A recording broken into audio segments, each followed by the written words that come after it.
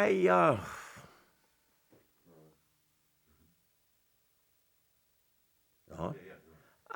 yeah, that was a good experience. That was a good training ground for me. I bought more to them than they gave me.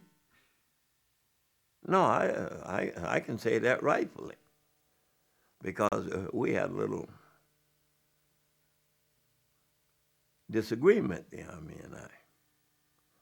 They wanted me to be in the band, and I didn't want to play in the band. Art Hoyle was there. He and I were in at the same time.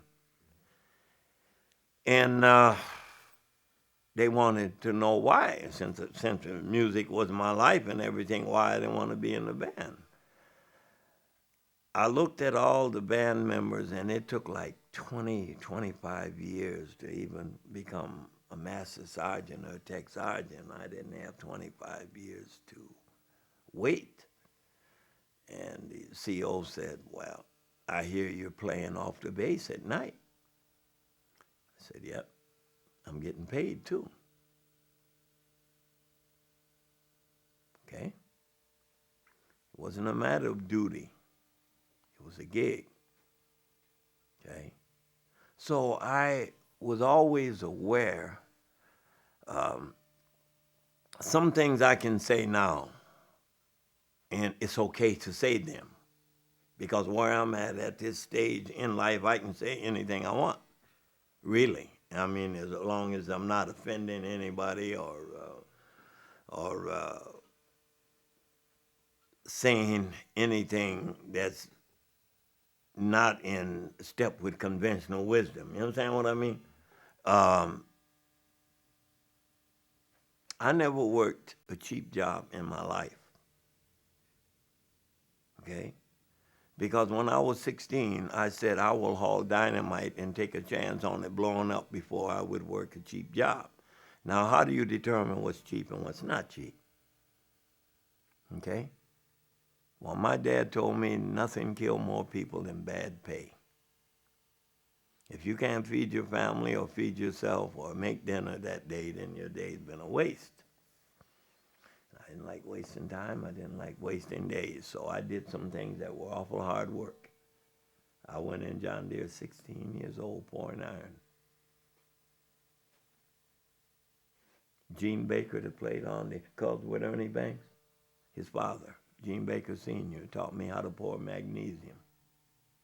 So now when I go to Sabian and we talk about symbols and all, I can talk about another level about how you make those symbols.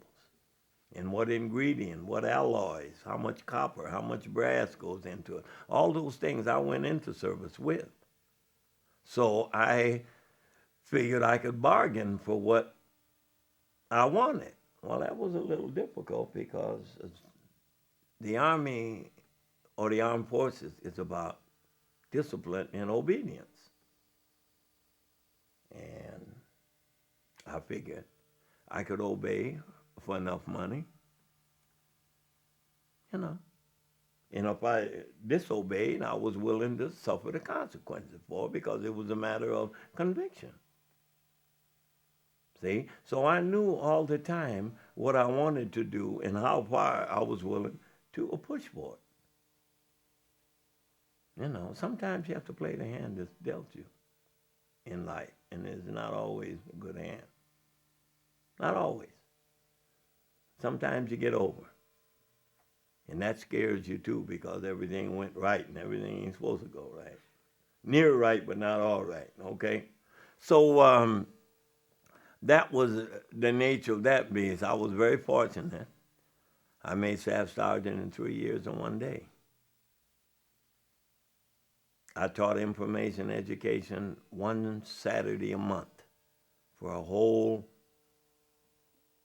wing, a group. That's maybe like 5,000 men out in a football field for an hour once a month. People from all different technical positions and all listening to me giving the government's spin,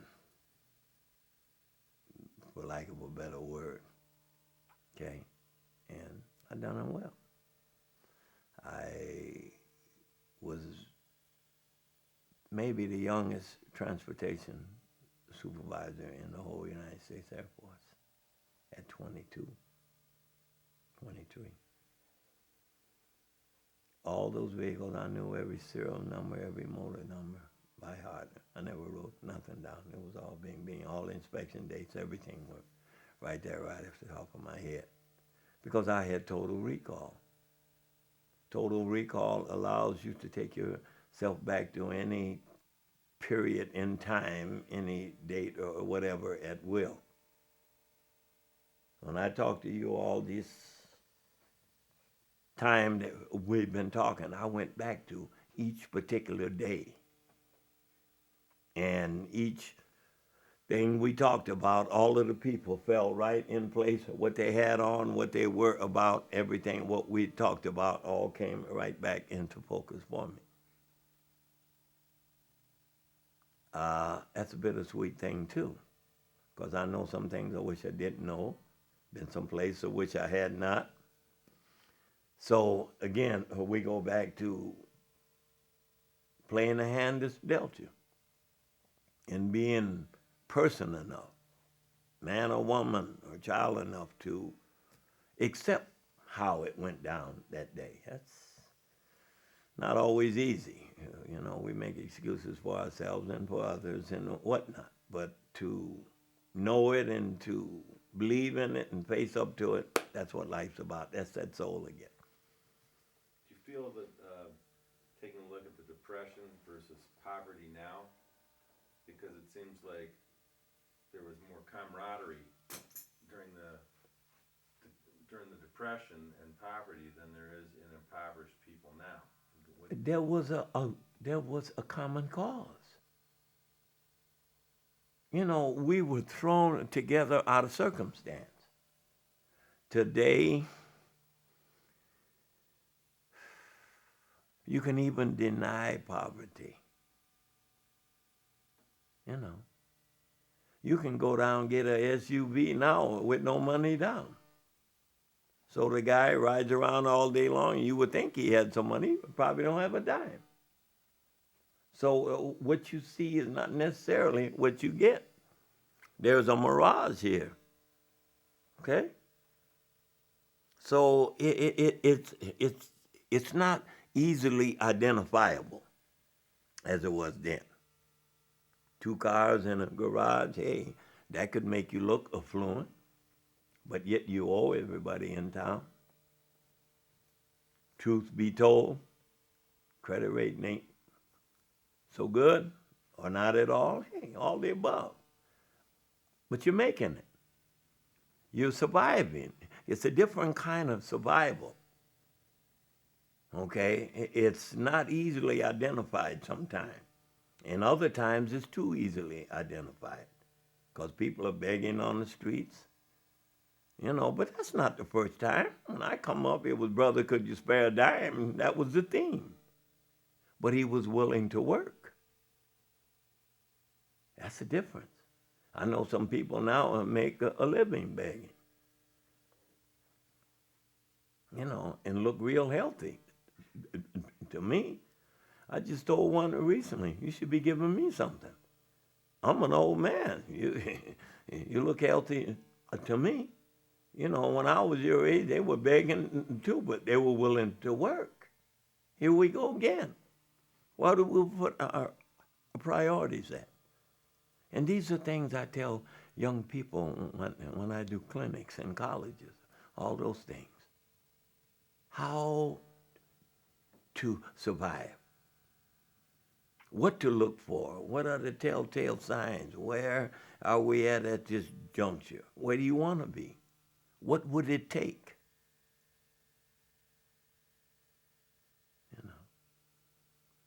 You know, someday I'd like to talk to your student thing. Be great, I'd love it. And then see where they are. I did it at Iowa. I did it.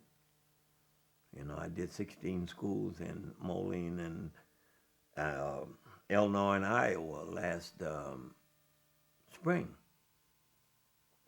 I did 4 schools a day for 5 days, from 5th grade on through St. Ambrose College in Davenport. You know, 3 radio shows, all night shows, and the theme was basically the same, whether I was talking to kids or their mothers. Yeah. There's a book out now that everybody should read. It's called The Sibling Society. Sometimes you would think that the mothers and fathers are the kids and the kids are the parents. There's a lot of competing going on. You know. How many lives can you live? You know, you're 50 and you want to be 19. You know, what'd you miss on the way? What didn't your journey have?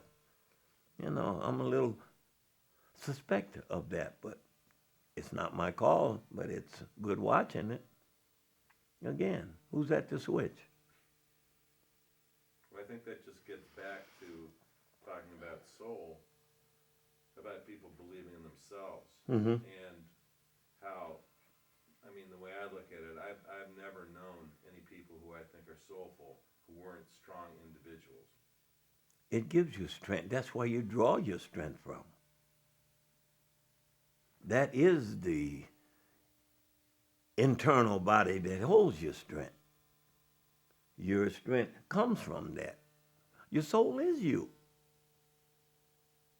It is you. And it's how you conduct yourself. You know, it's the joy, it's the sadness, it's the sunshine, it's the rainy day.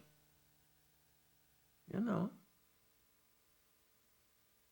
know, here's that rainy day that Jimmy Van Heusen did was not about rain coming down on a Tuesday afternoon. It was about how things turned out. You know, again,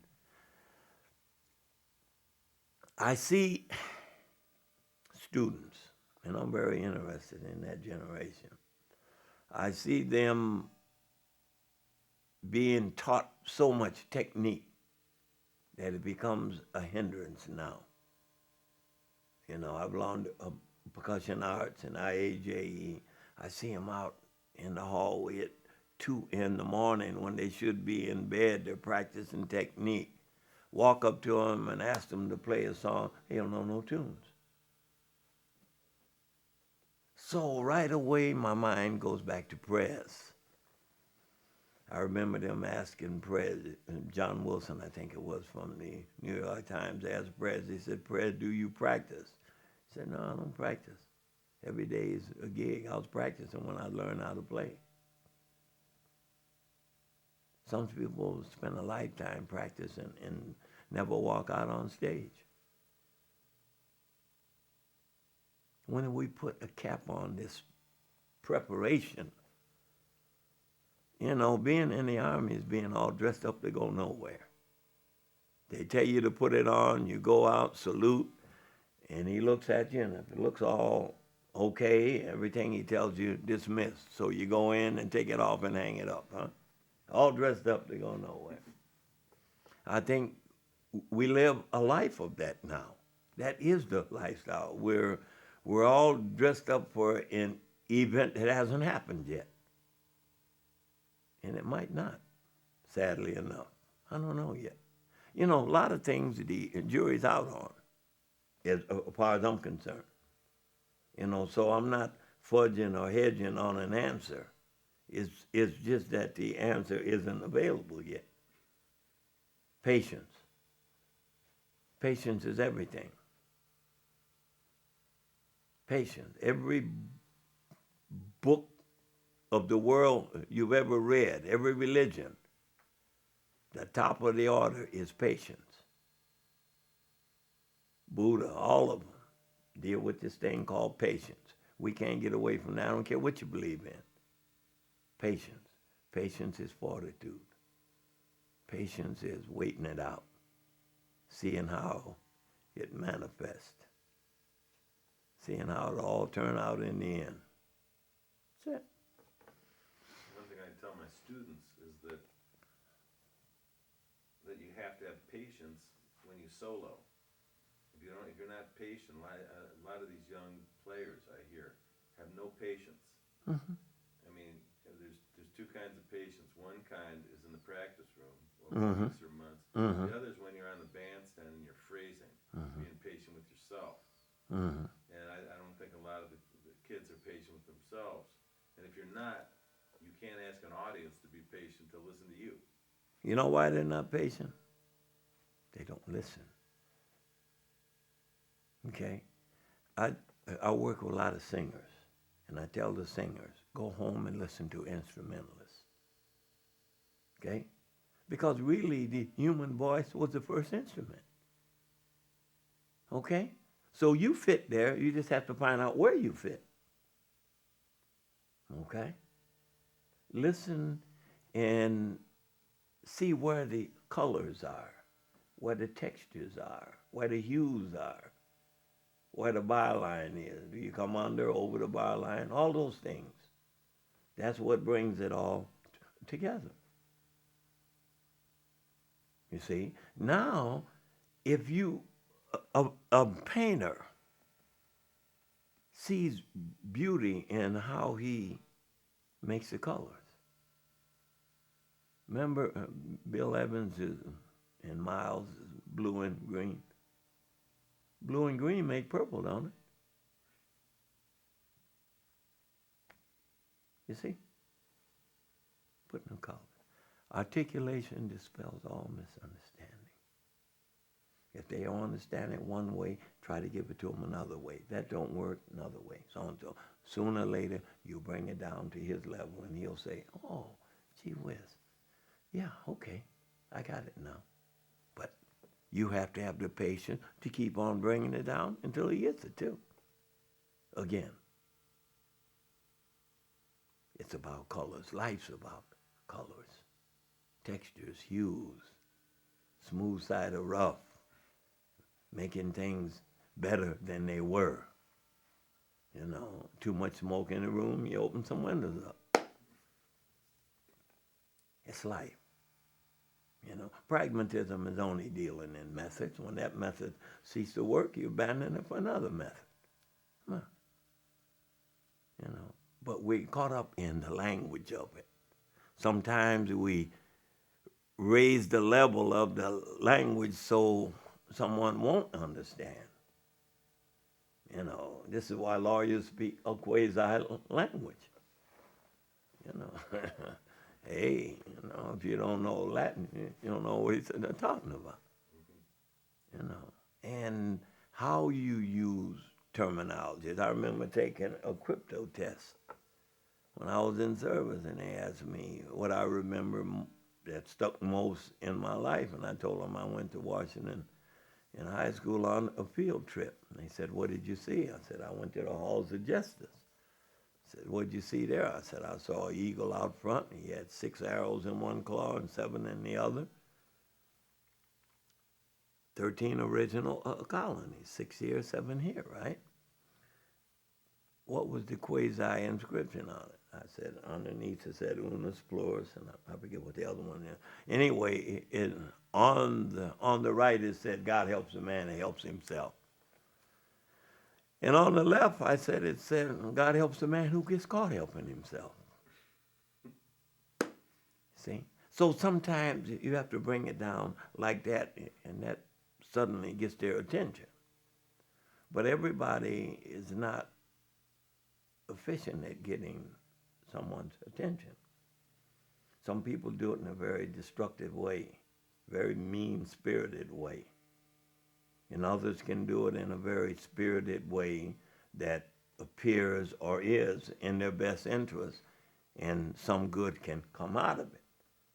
But here we go back to intent again. Some people's intention is not good. And if you don't believe it, you ask them, they will tell you. See? So again, it's life experience. That's it. I think that's great. Hey, man. Okay.